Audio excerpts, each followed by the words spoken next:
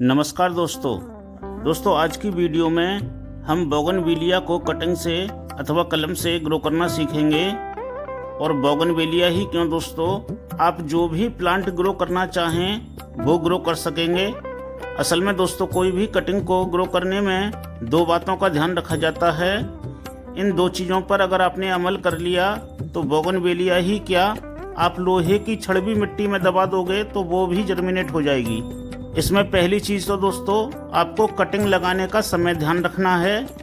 और जो अभी समय चल रहा है, फरवरी शुरू होने वाली है और ये पूरा फरवरी का महीना ही सबसे ज़्यादा बेहतर समय होता है पूरी साल में।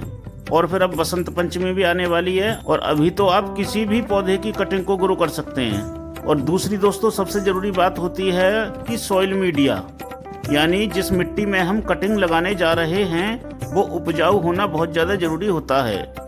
और उपजाऊ कैसे बनेगी वही चीज़ हम आपको बताने जा रहे हैं। अगर आप मेरे बताए अनुसार पॉटिंग मिक्स बनाएंगे तो आप कोई भी कलम लगा देना 100% सक्सेस होगी। देखिए दोस्तों, यहाँ हमने सॉइल मीडिया का जो बेस रखा है वो नॉर्मल गार्डन सॉइल ही है। वैसे इस मिट्टी में रेत और धान के छिलके मिले हुए हैं। यहाँ ध्यान रखें दोस्तों, मिट्टी आपको रेतीली ही लेनी है। अगर रेतीली मिट्टी नहीं है, आपके इधर जो है नहीं चलती है, चिकनी मिट्टी चलती है, तो उसमें 50% आप अलग से रेत मिला लें, तब जो आपकी मिट्टी वो रेतीली हो जाएगी। दोस्तों जो कलम आपके पास कभी भी ग्रो नहीं हुई होगी वो अब ग्रो होगी। आप ऐसे जैसे मैं बता रहा हूँ ऐसे मिट्टी बनाएंगे तो। ये नर्सरी वाले तो ना पूरी साल इंतजार करते हैं कि कब फरवरी का महीना आएगा, यानी बसंत का महीना आएगा और तब हम कटिंग से पौधे बनाएंगे। ढेरों पौधे बना लेते हैं, लाखों की तादाद में पौधे बना कर रख लेते हैं, पूरी साल भर का स्टॉक कर लेते हैं नर्सरी वाले इसी महीने में। तो आप भी अपने जरूरत के हिसाब से पौधे तैयार कर सकते हैं घर पर ही। अब देखिए दोस्तों, यहाँ मैं कुछ सूखी पत्तियाँ डाल रहा हूँ। ये सूखी पत्तियाँ काफ़ी दिनों की रखी हुई हैं तो इस वजह से ये थोड़ी सी कंपोस्ट सी हो गई हैं, इस वजह से मुरझाई सी लग रही हैं ये बारीक सी। तो आप भी सूखी पत्तियां कहीं से इकट्ठी कर लें और सूखी पत्तियां को जरूर मिलाएं, क्योंकि ये दोस्तों कंपोस्ट का काम करती हैं, लीफ कंपोस्ट का। ये क्या है कि धीरे धीरे मिट्टी में कंपोस्ट होती रहेंगी और पौधों को एनर्जी देती रहेंगी। अब देखिए, ये है राइस हस्क, जिसे बोलते हैं धान के छिलके। ये धान के छिलके मिला लें। ऐसे समझ लो दोस्तों कि हमें 40% तो मिट्टी रखनी है और उसके बाद में सूखी पत्तियां रखनी है हमें 15% और धान के छिलके भी हमें 15% ही रखने हैं। इसके बाद में देखिए ये डाल रहा हूँ मैं बर्मी कंपोस्ट। तब बर्मी कंपोस्ट आप 2-3 मुट्ठी डाल लें। और बर्मी कंपोस्ट अगर आपके पास नहीं है दोस्तों तो इसकी जगह पे आप गोबर की खाद मिला लें। पुरानी हो गोबर की खाद, एकदम गली हुई, वो मिला लें, वो भी अच्छा काम करती है। इसके बाद दोस्तों ये रेत है जिसे रिवर सैंड भी बोलते हैं, तो ये भी मैंने 15% लिया है। यानी हमारी अब 4 चीज़ हो चुकी हैं।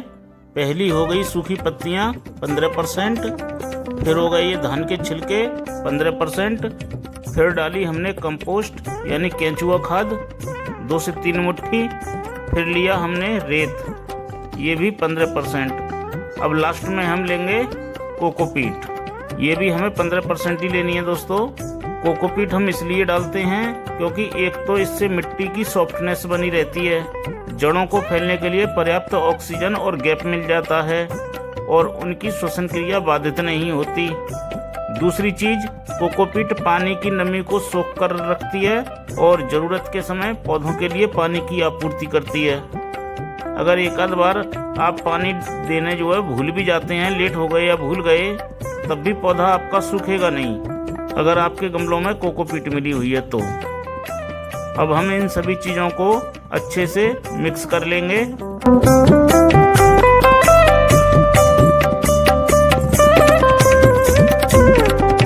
अब इसे हम ग्रो बैग में भर लेंगे।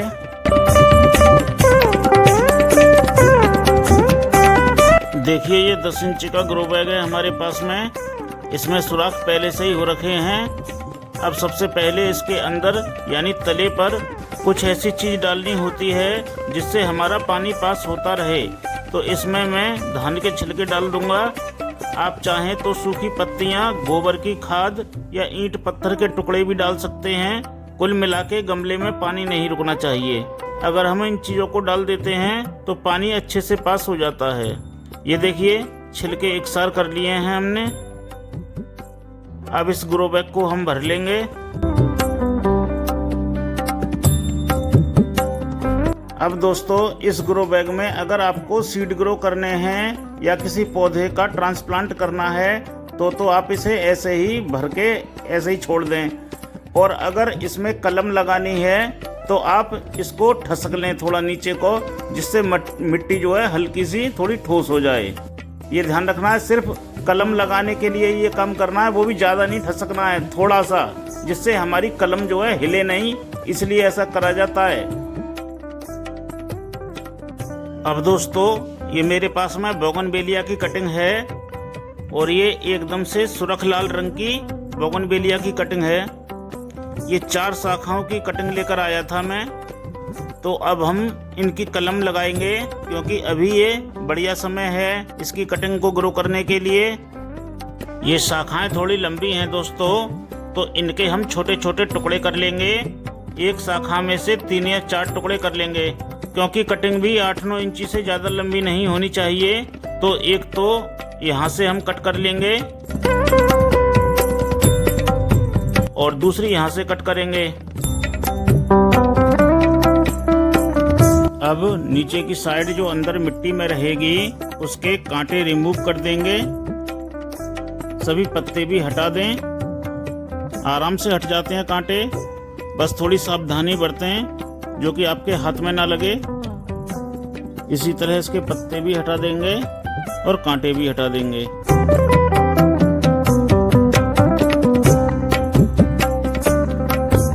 शाखा साफ कर लें बिल्कुल इस तरह से। ये जो पतली शाखाएं हैं उनको छोड़ देंगे दोस्तों अब, और जो थोड़ी मोटी शाखाएं हैं उनमें से हम इसी तरह से कटिंग को तैयार कर लेंगे। कलम बनाने के लिए नीचे की साइड से आधा इंची के करीब छाल को हटा देंगे। इसी तरह से इस तरह से गोलाई में छाल हटाएंगे, इस तरह से।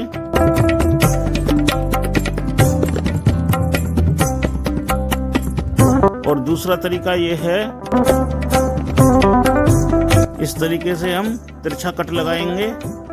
एक तो दोस्तों ये चाकू जो है वो शार्प नहीं है, खुरदरा है बहुत ज्यादा, ये चल नहीं पा रहा सही से। देखिए, इस तरह से कट लगाना होता है तिरछा। इस प्रकार ये 2 तरह की कलम होती हैं, एक गोल एक तिरछी। देखिए दोस्तों, अब ये मैंने चाकू भी चेंज कर लिया है, ये शार्प है। अब ये देखिए, इस तरीके से हमें कट लगाना है तिरछा, ये इस तरीके से।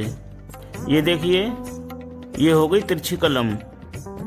एक तो ऐसे भी बनती है और दूसरी गोल वाली जो मैंने आपको दिखाई थी, इस तरीके से आप गोल कट लगाएंगे और फिर छाल को रिमूव कर देंगे इस तरह से। तो मैंने दोनों तरीकों से कलम बना ली है। अब देखिए दोस्तों, आपको क्या करना है कि एलोवेरा लेना है, इस तरीके से एलोवेरा लेना है और ये जो कलम है इसे एलोवेरा में डिप करना है। इस तरीके से डिप कर दी, इस तरीके से।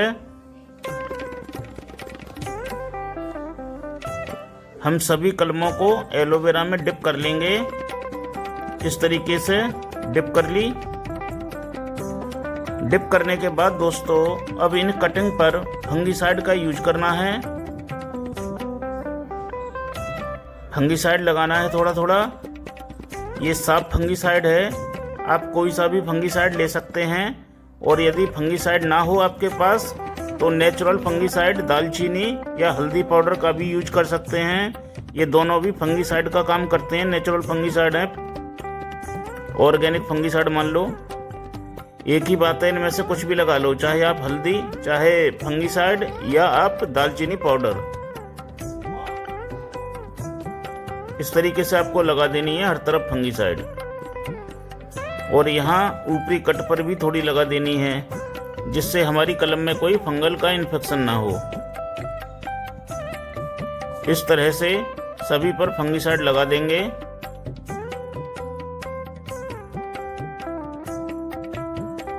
देखिए दोस्तों, अब हमारी कलम बिल्कुल रेडी है लगाने को। अब क्या करना है कि जो मिट्टी हमने बनाई है उसमें देखिए इस तरीके से ये लेनी है कलम, और ऐसे डायरेक्ट हमें नहीं घुसनी है। या तो आप पेन आदि की सहायता से सुराख कर लें और फिर उसमें कलम लगाएं, या फिर आप इस तरीके से गहराई से मिट्टी को हटाएं या फैलाएं और कलम को इस तरीके से इसमें रख दें। इस तरीके से ऐसे ही दूसरी कलम ले ली, इसको इस तरीके से फैलाएं गहराई से, और फैलाने के बाद इस तरह से कलम सेट कर दें। या आप पेन की सहायता से या कोई लंबी और गोल सरिया हो या कोई लकड़ी आदि हो तो उसकी सहायता से पहले सुराख कर लें और फिर कलम को उसमें डाल दें।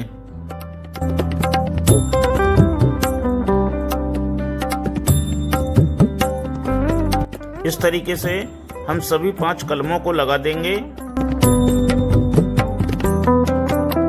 और लगाने के बाद में कलम के आसपास की मिट्टी को थोड़ा दबा दें, जिससे हमारी कलम हिले नहीं, क्योंकि हमारी कलम हिलनी नहीं चाहिए वरना वो फेल हो जाएगी, और आपने हिलने से रोक लिया तो कामयाब। एकांत जगह पर रख दें, छांव में, मिट्टी में नमी बनाकर रखें। कटिंग पर भी सुबह शाम पानी का स्प्रे करें और गमले में भी थोड़ा पानी डालें। अगर इतना कर लिए तो 100% आपकी कटिंग जो है वो सक्सेस होगी। फिर से सुन लें एक बार। पहली चीज़, छांव में रखें। दूसरी चीज़, हिलनी नहीं चाहिए। तीसरी बात, डेली पानी का स्प्रे करना है और मिट्टी में भी पानी डालना है। ये 3 बातें आपको ध्यान रखनी है। और फिर 15 दिन में इनसे फुटाव होना शुरू हो जाएगा और इनकी जड़ें बननी शुरू हो जाएंगी, और फिर 20-25 दिनों में इनको आप रिपोर्ट कर सकेंगे। तो आई होप दोस्तों कि आपको वीडियो अच्छी लगी होगी। अच्छी लगी हो तो लाइक ज़रूर करें, और अगर आप चैनल पर नए हैं तो चैनल को सब्सक्राइब करें। जल्द मिलेंगे फिर से नई वीडियो में, तब तक के लिए नमस्कार।